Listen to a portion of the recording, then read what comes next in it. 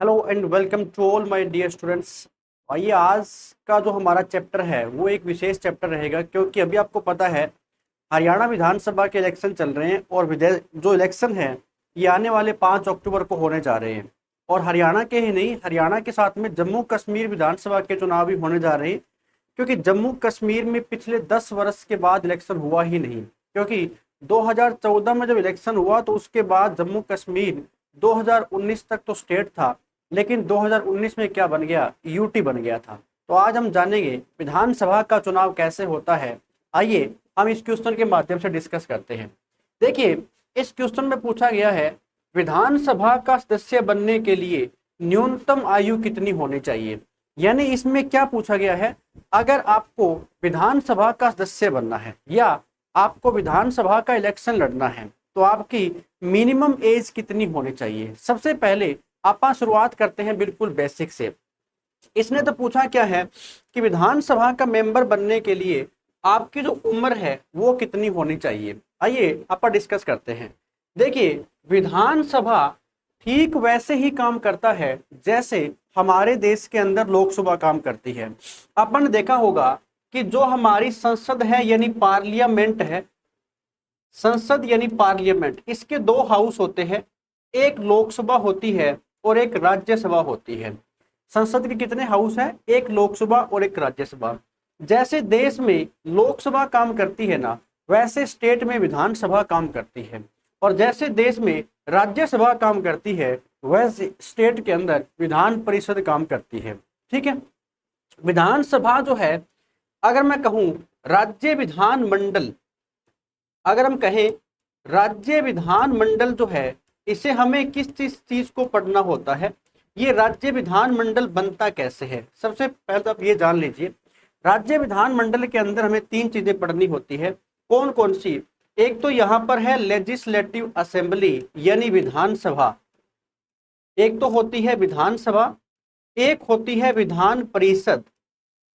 विधान परिषद, विधान परिषद जो है ना, ये भारत के सिर्फ और सिर्फ 6 राज्यों के अंदर ही है। और विधान परिषद के साथ में एक हमें पढ़ना होता है गवर्नर यानी राज्यपाल। तो इन तीन चीजों से मिलकर के बनती है क्या, राज्य का जो विधान मंडल होता है। तो आज हमें जानना है कि विधानसभा कैसे होती है और इसका इलेक्शन कैसे होता है।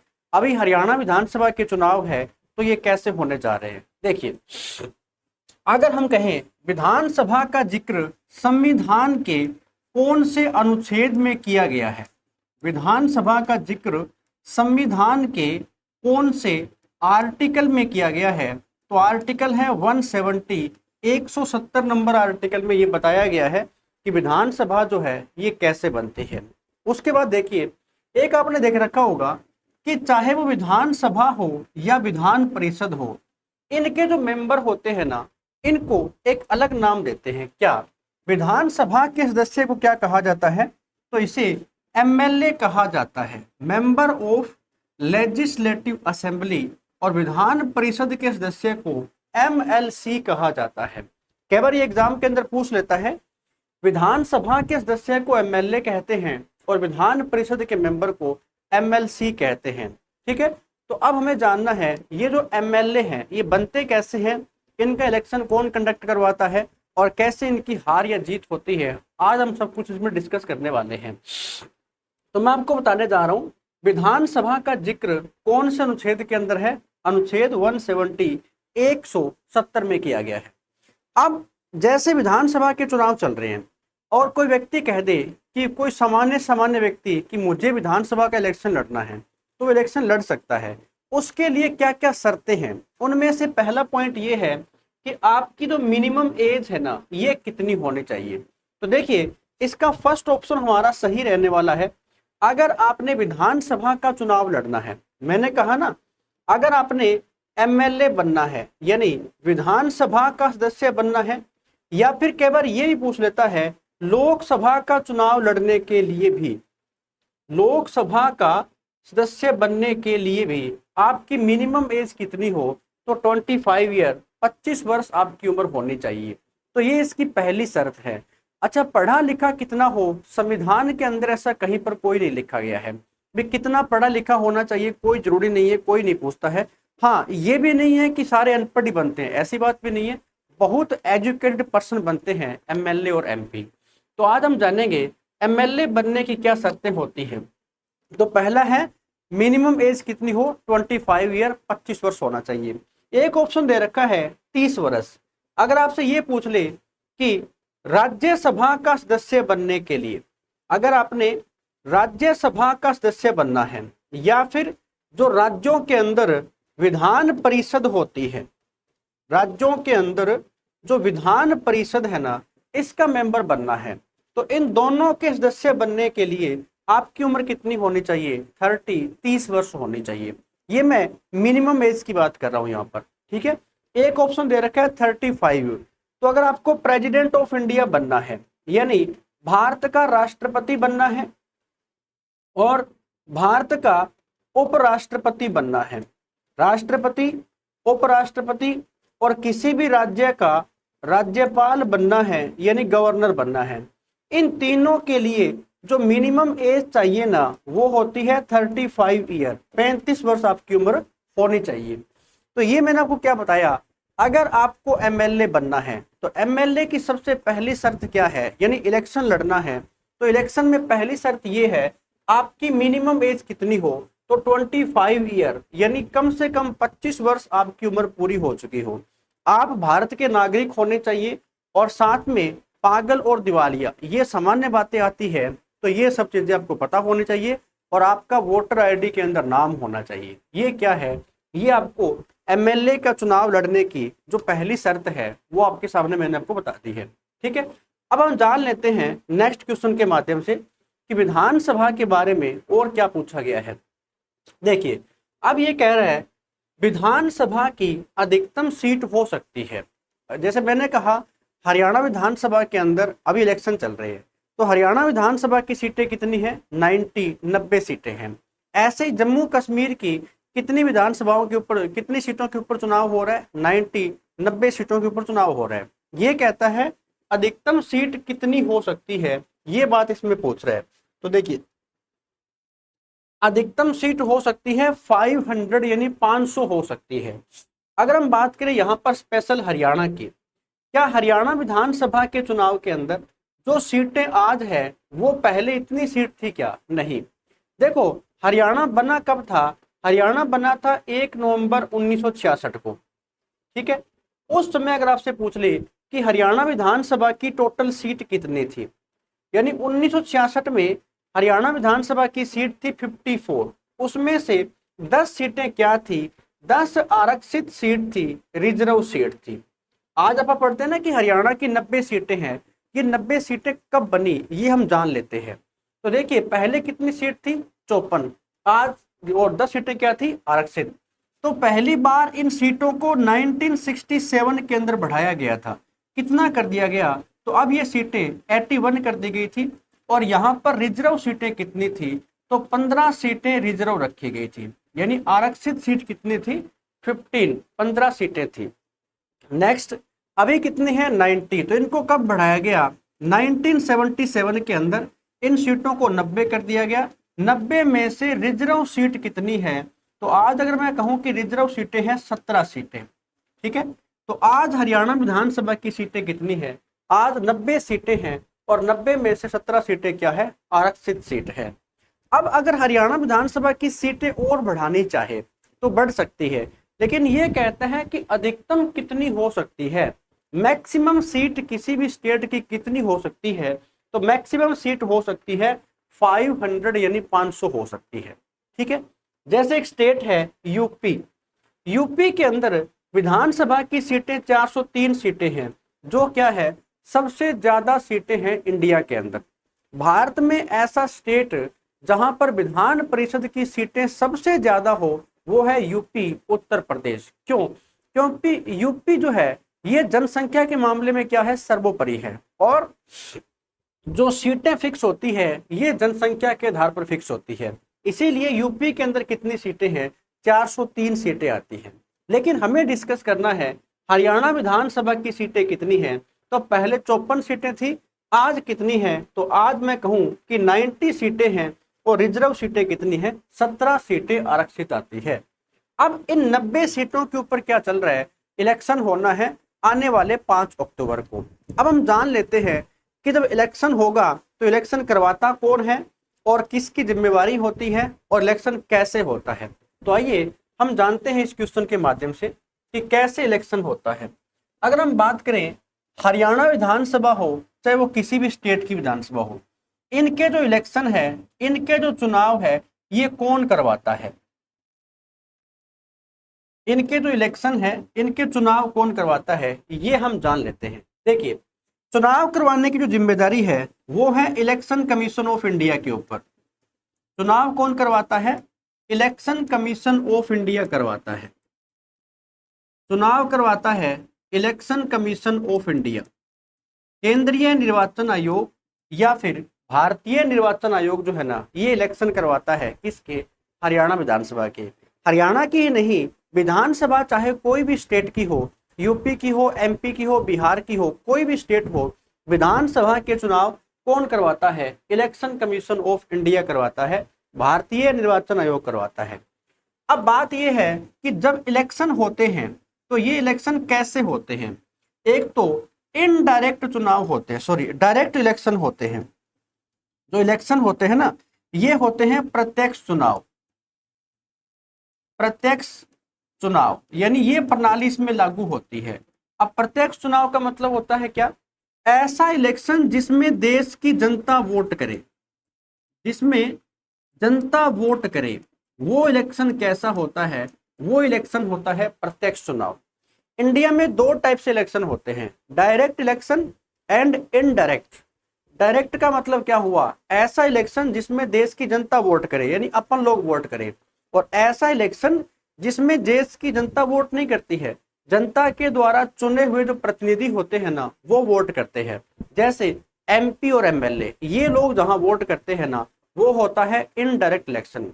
जैसे प्रेसिडेंट ऑफ इंडिया का election, vice president of India का इलेक्शन, ये क्या होता है, ये इनडायरेक्ट करवाया जाता है। तो अब जो विधानसभा के चुनाव है ये होते हैं डायरेक्ट, इसमें देश की जनता वोट करती है। ठीक है, नेक्स्ट, चुनाव जो होते हैं ये ईवीएम से करवाए जाते हैं, इलेक्ट्रॉनिक वोटिंग मशीन से करवाए जाते हैं। यानी इन चुनावों में किसका प्रयोग होता है, यहाँ पर ईवीएम का प्रयोग होता है, इलेक्ट्रॉनिक वोटिंग मशीनों का प्रयोग होता है। आप देखोगे जहां जहां पर आपके पोलिंग बूथ बने होंगे वहां वहां पर वोटिंग मशीन लगी होगी और देश की जनता जाएगी, यानी हरियाणा की जनता जाएगी और वोट करेगी वहां पर। ठीक है, नेक्स्ट पॉइंट क्या आता है, इन चुनावों के अंदर कौन सी प्रणाली लागू होती है। विधानसभा के चुनाव में कौन सी प्रणाली लागू होती है, तो एक प्रणाली का नाम आता है फर्स्ट पास्ट दी पोस्ट सिस्टम। फर्स्ट पास्ट दी पोस्ट सिस्टम, ये क्या है, इसको बोलते हैं बहुलवादी व्यवस्था। ये प्रणाली कौन कौन से चुनाव में लागू होती है, तो लोकसभा के चुनाव में, विधानसभा के चुनाव में, और गांव के अंदर जो ग्राम पंचायत के चुनाव होते हैं ना, वहां पर ये चुनाव प्रणाली लागू होती है। अब इसका मतलब क्या है, इसमें साफ ये है कि जिस व्यक्ति को, जैसे मैंने कहा कोई भी एक सीट है, क्या है, कोई भी एक सीट है, और इस एक सीट के ऊपर आपको पता ही है कि कोई एक व्यक्ति चुनाव नहीं लड़ता है। एक सीट के ऊपर कम से कम 5 या 7 व्यक्ति चुनाव लड़ते हैं, या ज्यादा भी हो सकते हैं। कहने का मतलब कम से कम, जैसे बीजेपी है, इधर मैं कहूँ कि इनेलो पार्टी है, इधर कांग्रेस पार्टी है, और बहुत सारी पार्टियां हैं जो क्या काम करती है, अपना एक एक व्यक्ति वहां पर खड़ा करती है जहां पर वो सीट होती है। तो इलेक्शन होता है। इलेक्शन में क्या सभी लोग विजय होते हैं, क्या सभी तो नहीं होते। जब देश की प्रदेश की जनता ने वोट किया होगा तो कैसे, एक सीट के ऊपर कोई एक व्यक्ति ही विजय होता है, एक सीट के ऊपर कोई एक व्यक्ति ही विजय होता है। अब ये थोड़ी ना है कि सारे जीत जाएंगे, एक जीतेगा, बाकी सारे क्या हो जाएंगे, हार जाते हैं। लेकिन उसके जीतने का मतलब क्या हुआ, तो वो ये है first past the post system. यानी जिस व्यक्ति को जितने ज्यादा वोट आएंगे, जिस व्यक्ति को जितने ज्यादा वोट आएंगे ना, वो व्यक्ति क्या हो जाएगा, वो यहां से विजय घोषित कर दिया जाएगा, वो यहां से जीत जाता है। ठीक है, तो ऐसे करवाए जाते हैं विधानसभा के चुनाव। विधानसभा के चुनाव कौन करवाता है? तो इलेक्शन कमीशन ऑफ इंडिया करवाता है।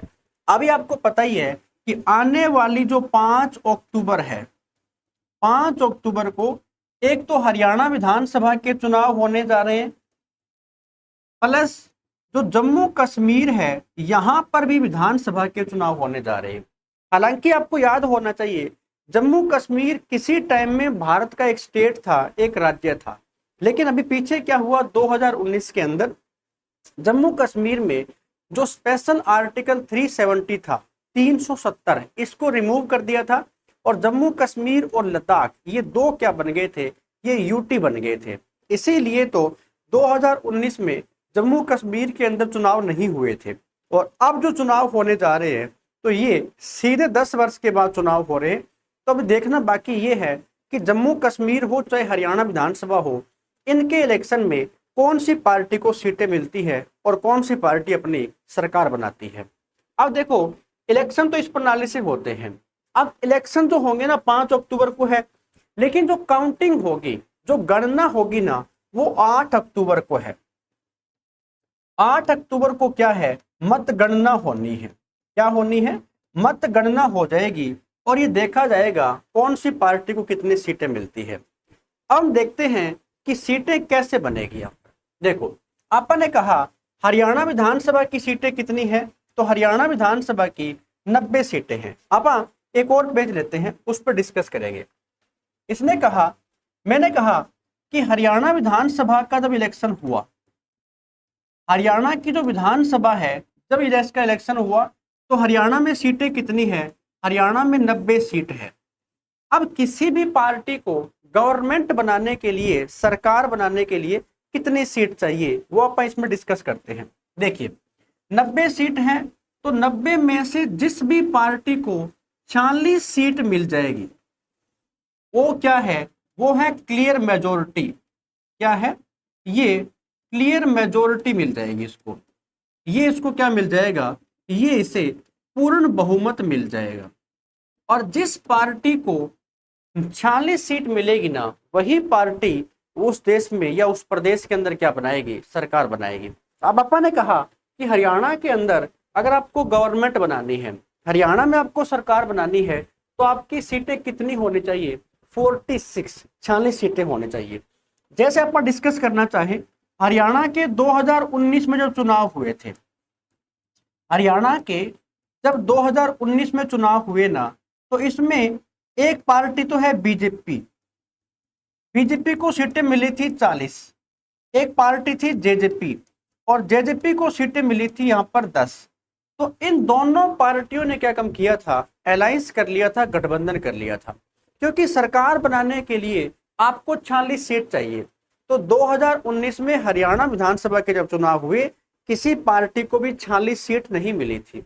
हालांकि सबसे बड़ी पार्टी बीजेपी बनी थी। क्यों? क्योंकि सीटें कितनी थी, 40 सीटें थी। तो इन दोनों पार्टियों ने मिलकर के क्या कर लिया, अलायंस कर लिया, इन्होंने गठबंधन की सरकार बना ली।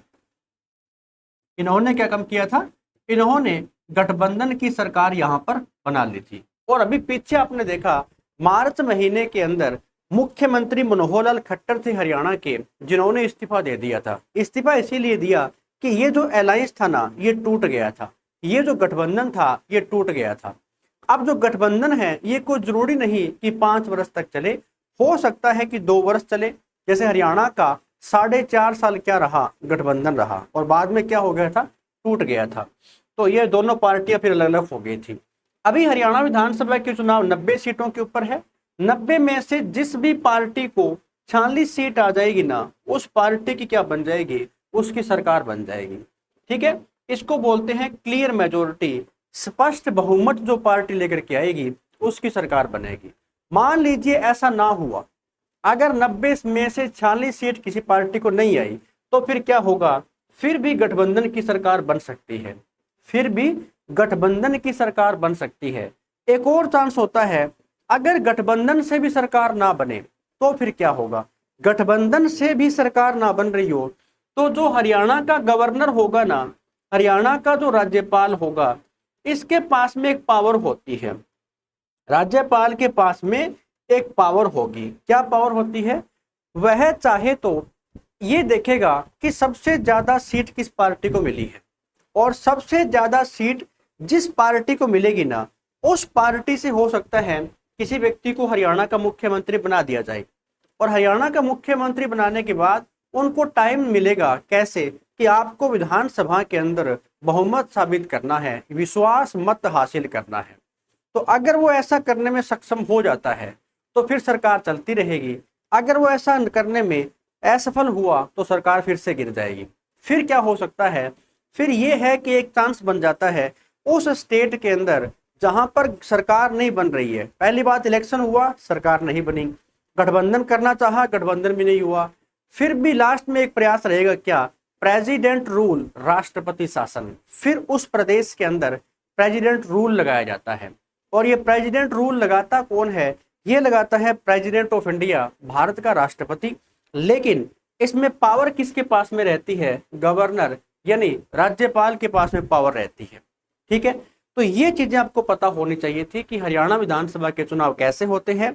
हरियाणा की ही नहीं, विधानसभा चाहे कोई भी स्टेट की हो, उसका इलेक्शन ऐसे ही करवाया जाता है।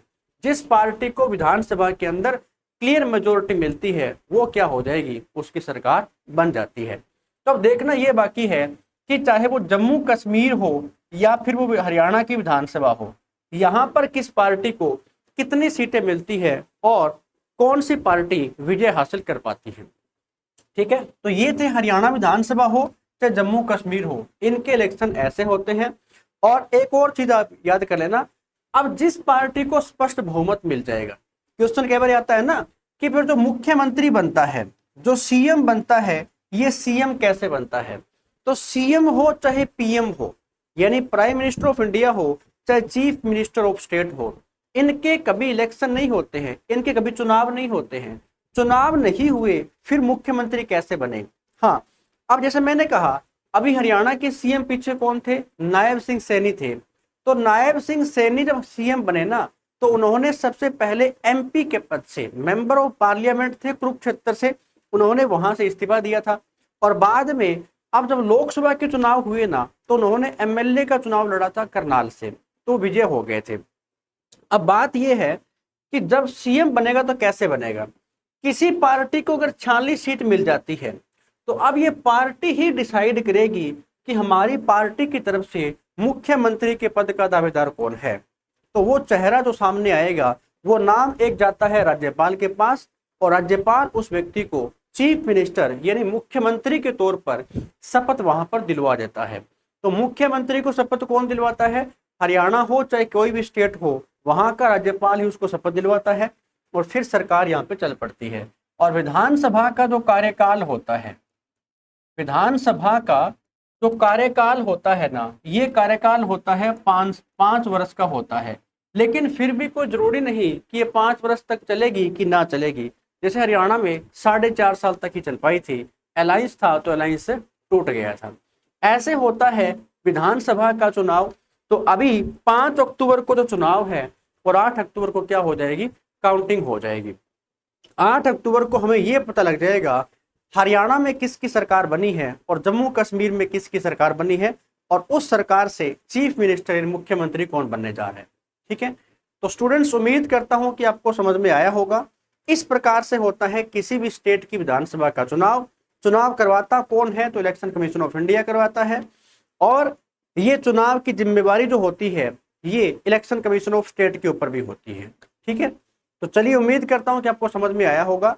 आप अधिकतम इन क्लासेस को शेयर कर दिया करो, और आपको अगर समझ में आ रहा है तो एक थम्स अप भी कर दिया करो।